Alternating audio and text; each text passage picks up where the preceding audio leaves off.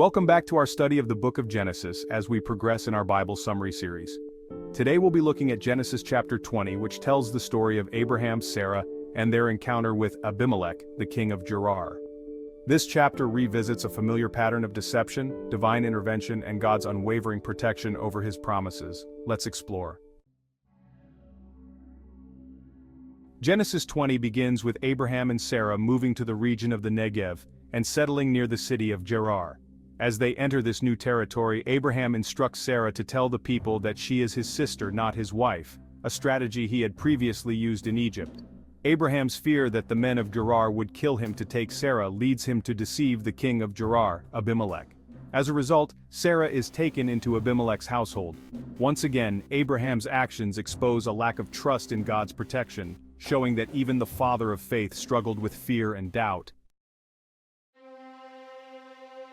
That night, God appears to Abimelech in a dream and warns him, "You are as good as dead because of the woman you have taken. She is a married woman." This direct intervention by God highlights the seriousness of the situation. God's promise to give Abraham and Sarah a son is under threat, and he steps in to protect it. Abimelech, unaware that Sarah is married, protests to God, saying he had acted with a clear conscience and clean hands. He explains that Abraham and Sarah both claim to be siblings. God acknowledges this and tells Abimelech that it was he who kept Abimelech from sinning. God instructs Abimelech to return Sarah to Abraham, warning him that if he does not, he and his entire household will die. God's direct intervention shows his sovereignty and commitment to his promises. Even when humans make poor decisions, God remains in control and ensures his plans are fulfilled. Early the next morning, Abimelech calls his officials and tells them everything that has happened. They are filled with fear. Abimelech then summons Abraham and confronts him, asking, "What have you done to us? What wrong have I done to you that you brought such a great sin upon my kingdom?" Abraham explains his actions by saying, "I thought there is no fear of God in this place and they will kill me because of my wife." He also reveals that Sarah is indeed his half-sister, the daughter of his father but not his mother. However, this does not excuse the deception, and it exposes Abraham's ongoing struggle with trusting God's protection. Despite being wronged, Abimelech acts with integrity. He returns Sarah to Abraham and gives him sheep, cattle, and servants, along with 1,000 pieces of silver as a sign of Sarah's vindication. Abimelech's actions show that even those outside of God's chosen people can act righteously and with respect. Abimelech also offers Abraham the freedom to settle anywhere in his land, showing remarkable grace.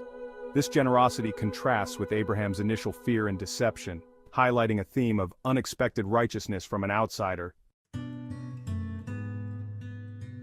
After Sarah was taken into Abimelech's house, God had closed the wombs of all the women in Abimelech's household. But once Abimelech restores Sarah to Abraham, Abraham prays for him, and God heals Abimelech's household, allowing the women to bear children again.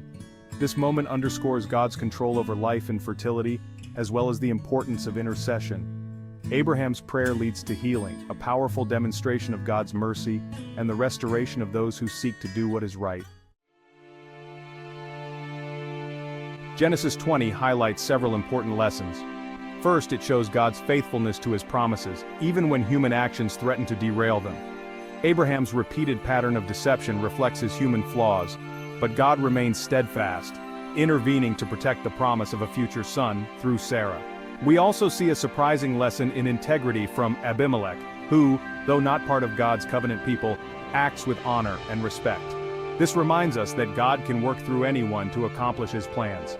Ultimately, God's intervention and Abraham's intercession bring about restoration and healing, demonstrating his power and mercy.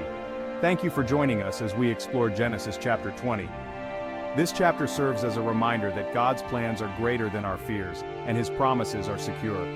If you enjoyed this video, please like, share, and subscribe for more episodes. Until next time, remember to trust in God's protection and faithfulness.